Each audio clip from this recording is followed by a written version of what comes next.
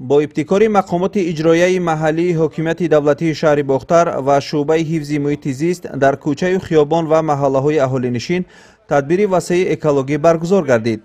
در مرکز شهر با جلب کارمندان تشکیلات و مؤسسه‌ها، ساکنان و اختیاریان میدان نشان دولتی تازه و آزاده گردیده، زیر درختان نرم و در قطعه‌های گوناگون گل‌های بهاری شینانیده شد. کوچه و خیابان‌های تازه و آزاده نشانه فرهنگ بلند شهرنشینی و مسئولیت شهروندان نسبت به محیط زیست میباشد. تازگی عامل مهم سلامتی و بهداشت طبیعت است.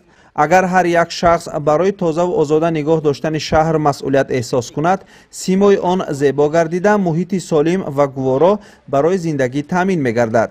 در حدود ارگود محله با تشبث بخش دین و تنظیم جشن و مراسم مقامات اجرایی محلی حکومت دولتی شهر باختر و شعبه حفظ محیط زیست با اشتراک وسیع ساکنان عکس تازگی ساحل برگزار گردید. ما همین تشبث کمیته محلی را جانبداری کردیم و جانبداری میکنیم. در آینده باز کوشش میکنیم که همین قبورها و راهها و هر گوشه و کنار از شهر باختر ما و شما امروز آباد و تازه باشد. هر هفته هر شنبه مردم میخل جمع میشوند برای آبادی سهم میگذارند.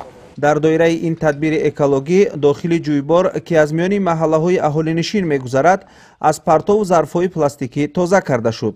زیرا پرتوها در جویبارها به محیط زیست و سلامتی ساکنان تأثیر جدی میرسانند. تازه کردن جویبارها نه تنها عمل اکولوژی بلکه یک عمل اجتماعی و فرهنگی است.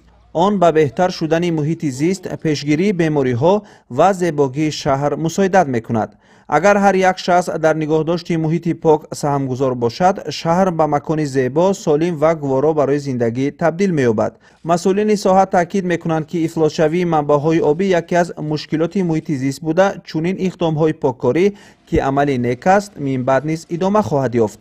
همچنین از جانب شعبه حفظ محیط زیست شهر باختر در دیگر کوچه و محله‌های مرکز ولایت نهالان همیشه سبز و سایه افکن شینانیده شد.